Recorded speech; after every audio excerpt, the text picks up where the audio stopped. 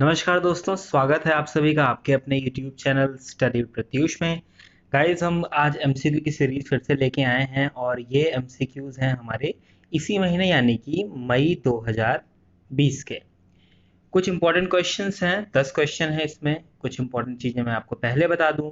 Please आप एक error notebook अपने साथ रखें कि इस क्वेश्चंस में जो भी आपके आंसर गलत हो रहे हैं उसको अपने एरर नोटबुक में लिखें। और दूसरी चीज़ ये कि आप ज़रूर से ज़रूर नीचे कमेंट सेक्शन में अपना स्कोर लिखें। तो गाइज, देखते हैं कौन कौन से क्वेश्चन हमारे पास और इसको करना शुरू करते हैं। पहला क्वेश्चन कह रहा है, consider the following statements regarding Vande Bharat mission. Vande Bharat mission के संदर्भ में कुछ यहाँ पर स्टेटमेंट दिए गए हैं, आपको बताना है क्या सही है या क्या गलत है। पहला स्टेटमेंट कह रहा है, Vande Bharat mission is the massive repatriation operation. Repatriation का बेसिक सा मतलब होता है देश प्रत्यावर्तन by the Indian government to bring back stranded Indians in different part of the world in the wake of coronavirus crisis। Hindi में मतलब देखिए इसका, कोरोना वायरस के इतने बड़े संकट के समय में भारत ने एक नया ऑपरेशन चलाया है जिसका नाम है वंदे भारत मिशन, जिसमें हम अलग देश में जो हमारे भारतीय फंसे हुए हैं उनको अपने देश वापस लेके आएंगे, यानी देश प्रत्यावर्तन करेंगे। दूसरा स्टेटमेंट हमारा कहता है, ऑपरेशन समुद्र सेतु was carried out as part of Vande Bharat mission. Vande Bharat mission के अंतर्गत ऑपरेशन समुद्र सेतु चलाया गया। तो आपके यहाँ पर जो पूछा जा रहा है वो है, which of the following statements are incorrect. इनमें से कौन सा असत्य है। तो ऑप्शंस आपके हैं, पहला सिर्फ, दूसरा सिर्फ, दोनों या फिर दोनों में से कोई नहीं। ध्यान से देखिए, 5 सेकंड का टाइम लीजिए और अपना आंसर बताइए। अब इसमें अगर आप देखेंगे पहला, दूसरा, दोनों या नीदर, तो इसमें जो आपका आंसर है वो है कि कोई भी सही नहीं है, नीदर वन नॉर टू। यहाँ पे जो कैच है, यहाँ पे जो बात समझने योग्य है वो ये है कि यहाँ इनकरेक्ट पूछा जा रहा है। तो एक हिसाब से दोनों जो स्टेटमेंट है हमारे बिल्कुल करेक्ट हैं कि ये मिशन इसीलिए है और ऑपरेशन समुद्र सेतु इसी के अंतर्गत आता है। तो इसलिए दोनों स्टेटमेंट सही हैं। तो इनकरेक्ट पूछेगा तो हम बताएंगे कि कोई भी ऐसा स्टेटमेंट नहीं है जो कि असत्य हो, इनकरेक्ट हो। ठीक है? अगले क्वेश्चन बढ़ते हैं, क्वेश्चन नंबर 2। तो यहाँ पर आदि महोत्सव के संदर्भ में कुछ बातें लिखी गई हैं जो 2019 में। आदि महोत्सव एक जॉइंट इनिशिएटिव है मिनिस्ट्री ऑफ कल्चर और ट्राइफेड यानी कि tribal cooperative marketing development federation of India. ये इंस्टीट्यूट्स हैं तो इनका नाम आप ऐसे ही इंग्लिश में ही समझिए। मिनिस्ट्री ऑफ कल्चर और ट्राइफेड का एक जॉइंट यानी कि सम्मिलित इनिशिएटिव है। दूसरा स्टेटमेंट कहता है, ये महोत्सव एग्जॉटिक हैंडीक्राफ्ट, एग्जॉटिक का मतलब होता है विदेशी या जो बाहर की हैं, एग्जॉटिक हैंडीक्राफ्ट यानी हस्तशिल्प के साथ साथ इलेक्ट्रॉनिक और डिजिटल स्किल जो कि ट्राइबल्स की हैं उनके बारे में भी यहाँ पर शोकेश किया जा रहा है, उनको दिखाने का पूरा प्रयास किया जा रहा है। यहाँ एग्जॉटिक का मतलब ये ना समझ लीजिए कि बाहर बिल्कुल फॉरेन है। जो ट्राइबल एरियाज हैं, जो मेन स्ट्रीम मार्केट है उससे ये बाहर ही हैं अभी जो कंडीशन है, तो वो अपने सारे एग्जॉटिक हैंडीक्राफ्ट को जो ट्राइबल एरिया जो जनजातीय लोग हैं वो एक मार्केट में ला पाएं, रख पाएं, उसकी बात यहाँ पर की जा रही है। थर्ड स्टेटमेंट कहता है, Aadi Mahotsav in major cities had prove to be a boon for tribal artist, यानी कि कुछ इंपॉर्टेंट सिटीज में जो आदि महोत्सव है वो बहुत वरदान की तरह साबित हुआ है ट्राइबल्स के लिए। और इससे जो मिडिल मैन या जिनको दलाल भी कहते हैं उनको हटाया गया है यहाँ से, ताकि बीच से वो हट गए हैं और इससे डायरेक्ट एक्सेस यानी कि सीधा संपर्क हो पाया है ट्राइबल्स का मेन स्ट्रीम यानी कि मार्केट से। तो अब इसमें आपके ऑप्शन हैं, बताना है कि इनमें से कौन सा करेक्ट है। तो ऑप्शन है 1 एंड 2, 1 एंड 3, 2 एंड 3 या फिर ऑल। एक बार ध्यान से देखिए, 5 सेकंड का टाइम लीजिए, अपना आंसर दीजिए। तो गाइस, अगर यहाँ आंसर देखेंगे तो आपका जो ऑप्शन है 2 एंड 3 वो बिल्कुल करेक्ट है। यहाँ पर पहला स्टेटमेंट क्यों गलत है? पहला स्टेटमेंट इसलिए गलत है कि ट्राइफेड के साथ तो है लेकिन मिनिस्ट्री ऑफ कल्चर नहीं है। ट्राइब्स के बारे में बात हो रही है, आई होप आप सभी ने इसको पकड़ा होगा। ये है आपकी मिनिस्ट्री ऑफ ट्राइबल अफेयर्स। तो मिनिस्ट्री ऑफ ट्राइबल अफेयर्स और ट्राइफेड के बीच में ये चीज़ जॉइंट इनिशिएटिव के रूप में आदि महोत्सव मनाया गया। तो अगर गलत है ये आपका आंसर तो प्लीज़ इसको अपनी एरर नोटबुक में लिख लें। अगला जो क्वेश्चन है वो कह रहा है, शाहिद बहिश्ती पोर्ट। शाहिद बहिश्ती पोर्ट जो कि हम समाचारों में सुनते हैं इसके बारे में, वो कहाँ पर है? यमन, ओमान, ईरान या फिर Iraq? Simple straight forward question है। अगर आपको इसका आंसर पता है तो आप कोशिश कीजिए, 5 सेकंड का टाइम लीजिए। तो गाइज अब यहाँ पर एक कैच या फिर जो समझने वाली चीज़ है वो ये है कि चाबहार पोर्ट का नाम हम सभी ने सुना है। चाबहार पोर्ट को हम सब जानते हैं और हमें पता है कि वो ईरान में है, और इसमें भी ऑप्शन ईरान ही सही है।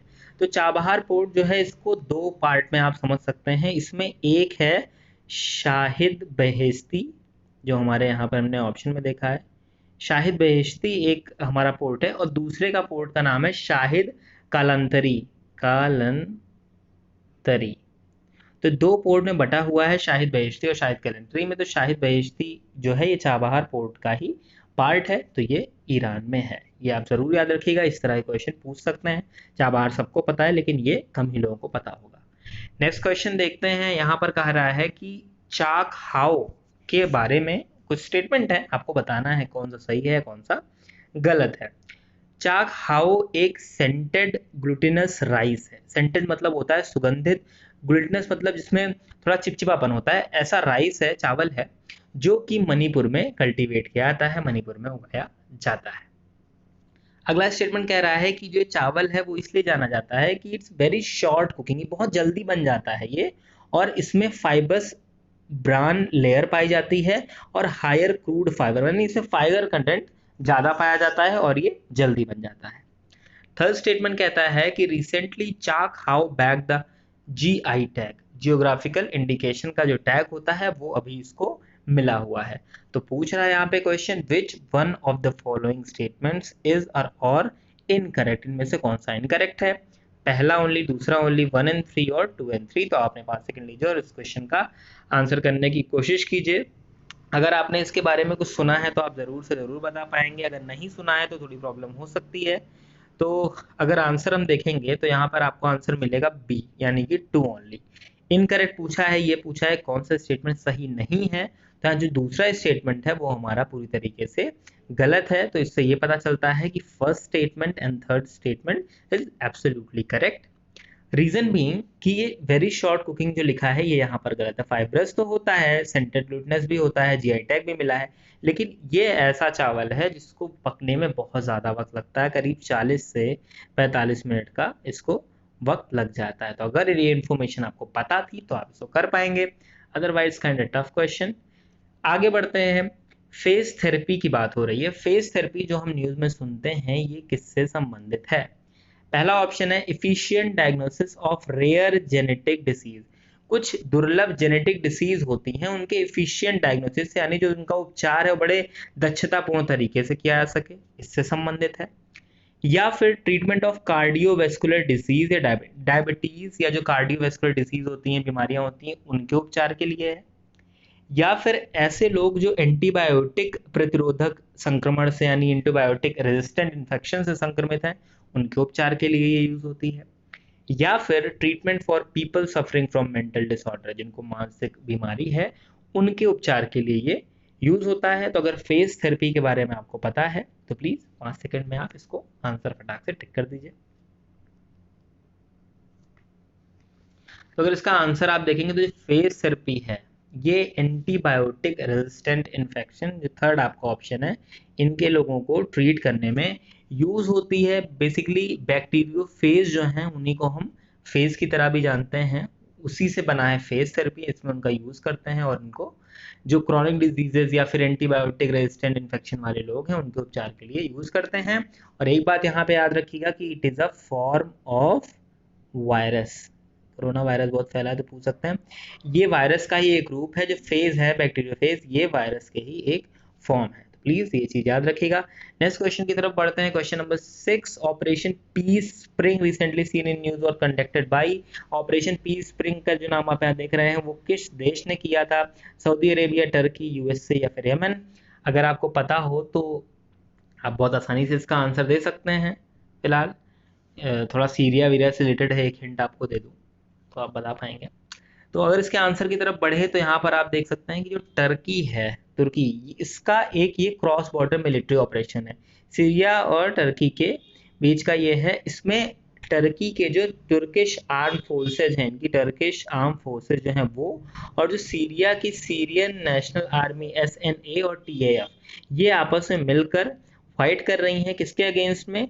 सीरियन डेमोक्रेटिक फोर्सेज और सीरियन अरब आर्मी, जो यहाँ पर इनके अगेंस्ट में है, उनके अगेंस्ट में TAF टर्की के और सीरियन नेशनल आर्मी के लोग मिलकर इनके खिलाफ जो ऑपरेशन शुरू कर रहे हैं, उनको कर रहे हैं, उसको हम ऑपरेशन पीस स्प्रिंग के नाम से जानते हैं। अरब स्प्रिंग का आपने नाम सुना होगा, उससे रिलेटेड ये चीज है अरब स्प्रिंग, जो पूरा वहाँ उथल पुथल मची है, ट्यूनीशिया शुरू हुआ वो, और जो पीस की बात हो रही है वहाँ शांति चाहते हैं, इसलिए पीस स्प्रिंग का इन्होंने नाम रखा।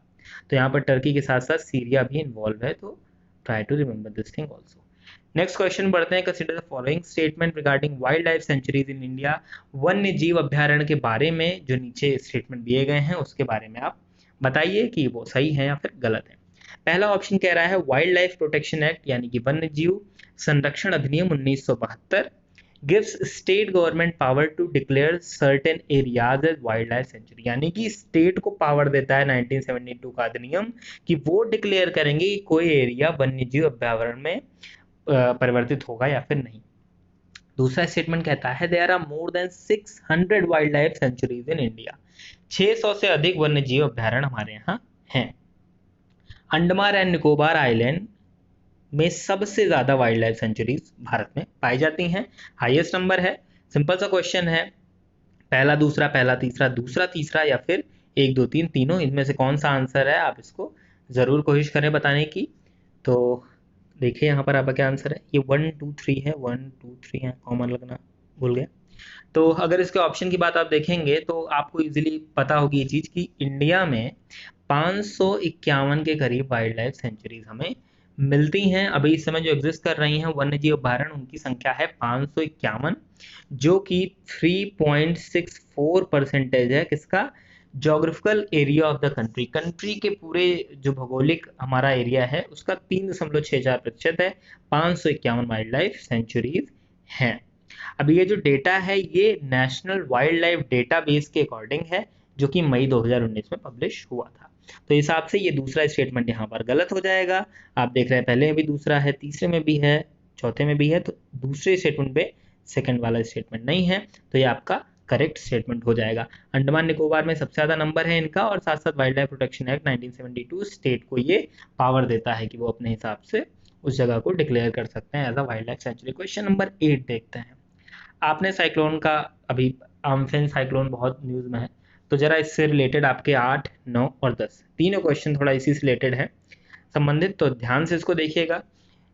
8वां क्वेश्चन कहता है consider the following statements regarding naming of cyclone in Indian ocean. Indian ocean में जो नेमिंग ऑफ साइक्लोन है उनकी नेमिंग किस तरीके से हो रही है इंडियन ओशन में। पहला स्टेटमेंट कहता है रीजनल स्पेशलाइज्ड मेटीरियोलॉजिकल सेंटर, यानी कि जो क्षेत्रीय स्पेशलाइज्ड मेटीरियोलॉजिकल मौसम विज्ञानी केंद्र हैं, जो दिल्ली की यहाँ बात हो रही है, वो रिस्पॉन्सिबल है ट्रॉपिकल साइक्लोन का नाम रखने के लिए, जो कि बे ऑफ बंगाल और अरेबियन सी से आ रहे हैं। ध्यान से समझिए, रीजनल स्पेशलाइज्ड मेटीरियोलॉजिकल सेंटर ये दिल्ली में है, इसका ये उत्तरदायित्व है कि ये ट्रॉपिकल साइक्लोन और जो का नाम रखेगा, जो कि बे ऑफ बंगाल और अरेबियन सी से आ रहे हैं। पहला स्टेटमेंट ये कहता है। दूसरा कहता है 8 countries have proposed names of future cyclone over bay of Bengal and Arabian sea after Amphan cyclone. Amphan cyclone के बाद करीब 8 कंट्रीज ने कुछ नाम सजेस्ट किए हैं आगे आने वाले साइक्लोन्स के लिए, और वो अरेबियन सी और बे ऑफ बंगाल से संबंधित है। आई होप आपको क्वेश्चन समझ में आ गया होगा, नहीं आया तो प्लीज एक बार इसको फिर से पढ़ लीजिए। पूछ रहा है कि इसमें से कौन सा करेक्ट है, सिर्फ पहला, सिर्फ दूसरा, पहला दूसरा, या फिर दोनों में से कोई भी नहीं। आप ट्राई करिए, फिर इसका आंसर तो मैं बताऊंगा ही बताऊंगा। तो अब अगर आप इसमें देखेंगे आंसर, तो जो स्टेटमेंट दूसरा आपको दिख रहा है ये स्टेटमेंट आपका असल में गलत हो जाएगा और पहला स्टेटमेंट बिल्कुल सही हो जाएगा। तो जो आपका आंसर है A would be the correct answer. जो ट्रॉपिकल साइक्लोन्स की नेमिंग होती है, और वो भी नॉर्दर्न इंडियन ओशन के रीजन में, वो सितंबर 2004 में उसके संबंध में कुछ चीजें आई। एक पैनल बना जिसमें पहले 5 कंट्रीज ज्वाइन की, और फिर वो चीज बढ़ती गई, और अल्टीमेटली करीब 169 साइक्लोन के नाम रिलीज किए गए IMD के द्वारा, इंडियन मेट्रोलॉजिकल डिपार्टमेंट के द्वारा। अप्रैल 2020 में ये सारे काम हुए और इससे रिजल्टेंट जो निकला वो ये निकला कि 13 सजेशन दिए गए 13 कंट्रीज के द्वारा। तो अभी आगे फ्यूचर के जो 13 सजेशन हैं वो 13 कंट्री ने दिए हैं, 8 कंट्री ने नहीं दिए हैं। ये कुछ ऐसा क्वेश्चन है कि इसको आपको इसके बारे में थोड़ी सी डीप नॉलेज होनी बहुत ज़रूरी है। तो अगर आप देख सकें तो नेमिंग ऑफ साइक्लोन कैसे होता है ये चीज़ ज़रूर पढ़ने की कोशिश करें, कौन कौन सी कंट्रीज़ करती हैं इसकी थोड़ी हिस्ट्री पढ़ने की कोशिश करें कि कैसे चीज़ें होती हैं। साइक्लोन वगैरह बहुत इंपॉर्टेंट हैं और आते ही रहते हैं ये हमेशा, तो इसको लेकर भी मैंने इसमें क्वेश्चन और डाले। अगला क्वेश्चन संबंधित है थोड़ा इसी से। Consider the following statement regarding cyclone Amphan. Amphan cyclone के बारे में आपको ये स्टेटमेंट बताने हैं। पहला कहता है it is temperate cyclone moving along western disturbance. एक टेम्परेट साइक्लोन है, शीतोष्ण साइक्लोन है, चक्रवात है, जो कि वेस्टर्न डिस्टर्बेंस के रूप में आगे बढ़ रहा है। दूसरा स्टेटमेंट कहता है cyclone name Amphan was proposed by Thailand. Thailand ने इसका नाम आम्फान रखा। कौन सा स्टेटमेंट करेक्ट है आपको बताना है, पहला, दूसरा, दोनों या फिर दोनों में से कोई नहीं। क्वेश्चन नंबर 9 पे हैं, आप जरूर कोशिश करिए इसका आंसर बताने की। तो साइक्लोन आम्फान के बारे में अगर बात करें तो इसमें जो पहला स्टेटमेंट है वो गलत है, जो दूसरा स्टेटमेंट है आपका वो सही है, थाईलैंड ने इसकी नेमिंग की है, तो सेकंड स्टेटमेंट इज राइट। पहला गलत इसलिए है कि सबसे पहली बात तो ये कि ये एक ट्रॉपिकल साइक्लोन है, ट्रॉपिकल साइक्लोन है, ट्रॉपिकल साइक्लोन है और इसका वेस्टर्न डिस्टर्बेंस से कोई लेना देना नहीं है। वेस्टर्न डिस्टर्बेंस की अगर आप बात करेंगे तो आपके मेडिटेरियन सी जो है उस रीजन में उत्पन्न होते हैं और ये एक एक्स्ट्रा ट्रॉपिकल स्टॉर्म है जो कि हमारे नॉर्थ वेस्ट इंडियन सब कॉन्टिनेंट के रीजन में, जो इंडिया का सब कॉन्टिनेंट है पूरा, उसके नॉर्थ वेस्ट रीजन में बारिश करते हैं। और ये बारिश आप बेसिकली विंटर सीजन में देख सकते हैं, दिल्ली, पंजाब, हमारे यूपी में भी वेस्टर्न डिस्टर्बेंस की वजह से बारिश होती है ठंडियों में। तो ये चीज़ यहाँ पर उससे संबंधित है। तो पहला स्टेटमेंट गलत है और दूसरा बिल्कुल सही है। गाइज अगर आपको क्वेश्चंस इजी लग रहे हैं या टफ लग रहे हैं, इसके बारे में आप अपनी चीज़ें बिल्कुल कमेंट सेक्शन में लिखिए, प्लीज़ मुझे बताइए, तो उस हिसाब से मैं इसमें चेंजेस कर सकता हूँ। 10th क्वेश्चन देखते हैं, कह रहा है consider the following statement regarding Indian meteorological departments weather alert. बात आ गई IMD के वेदर अलर्ट की। पहला स्टेटमेंट कहता है अगर ऑरेंज कलर का वार्निंग दिया जा रहा है, ऑरेंज कलर की वार्निंग, इसका मतलब है अलर्ट, कि आप अलर्ट हो जाइए और जो अथॉरिटीज़ हैं उनको प्रिपेयर हो जाना चाहिए बिल्कुल। तो be prepared and be alert, ये ऑरेंज साइन बताता है। रेड अलर्ट का मतलब ये है वार्निंग दी जा रही है और आप एक्शन लेने की तैयारी करें, आप टू टेक एक्शन। जो अथॉरिटीज़ हैं उनको ये वार्निंग दी जा रही है कि आप एक्शन लीजिए। अब आपको बताना है कि इन दोनों स्टेटमेंट में से कौन सा इनकरेक्ट है, पहला, दूसरा, दोनों या फिर दोनों में से कोई नहीं। 5 सेकंड का टाइम लीजिए और प्रयास कीजिए। अगर आप यहाँ पर देखें कि IMD का जो वेदर अलर्ट है उसमें कुछ अलग अलग साइन मिलते हैं। जैसे अगर ग्रीन की बात करें, आप ग्रीन जो साइन देता है, ग्रीन अगर आपको कलर वहाँ पे दिखाया जा रहा है, इसका मतलब है नो वार्निंग, कोई वार्निंग नहीं है, सब बिल्कुल बढ़िया चल रहा है। येलो की अगर बात हो रही तो वॉच कहा जा रहा है कि आप ध्यान दीजिए, देखिए, वॉच की निगाह रखिए कि कोई चीज़ गड़बड़ तो नहीं है वेदर से रिलेटेड। अगली बात आती है ऑरेंज की। ऑरेंज का साफ साफ मतलब होता है अलर्ट, कि आप प्रिपेयर हो जाए, अलर्ट हो जाए। और फिर बारी आती है रेड की, कोड रेड, यानी कि अब आप एक्शन बिल्कुल लीजिए, टेक एक्शन। तो ये चारों तरह के जो कलर की कोडिंग है उससे पता लगता है कि जो समस्या है, जो वेदर है, वो किस हिसाब का है। तो इसमें जो अगर इनकरेक्ट की बात करें, दोनों स्टेटमेंट बिल्कुल अपने आप में सही है। तो नीदर 1 नॉर 2 आपका ऑप्शन सही हुआ, क्योंकि कोई भी स्टेटमेंट इसमें इनकरेक्ट यानी असत्य नहीं है। तो ये 10 क्वेश्चन हमने देखे गाइस। अगर आपको ये वीडियो पसंद आया तो प्लीज़ वीडियो को लाइक करें, चैनल को सब्सक्राइब करें, ताकि ऐसे ही MCQs आपको मिलते रहें। जो भी आपके सजेशन हैं उसको प्लीज़ कमेंट सेक्शन में लिखें और ऐसे ही करते रहिए। Study Pratyush, thank you so much. अच्छा पढ़ें, अच्छे बने।